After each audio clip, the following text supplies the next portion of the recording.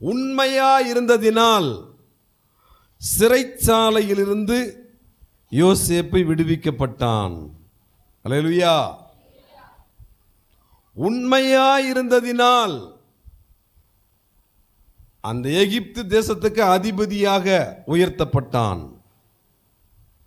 உண்மையாயிருந்ததினால் ஒட்டுமொத்த இஸ்ரவேல் மக்களுக்கும் பாதுகாவலனாக மாறினான். 3 உபத்திரவம், 3 ஆசீர்வாதம். உபத்திரவத்தோடு நின்று விடாது. எந்த அளவிற்கு கிறிஸ்து இயேசுவின் நிமித்தம், சத்தியத்தின் நிமித்தம், தேவ பக்தியின் நிமித்தம், உண்மை உத்தமத்தின் நிமித்தம் உபத்திரவங்களை, வேதனைகளை, நிந்தை, அவமானங்களை சந்திக்கிறீர்களோ அதை காட்டிலும் பல மடங்கு நன்மைகளையும் உயர்வுகளையும் மேன்மைகளையும் ஆசீர்வாதங்களையும் கர்த்தர் நிச்சயமாக கொடுப்பார்.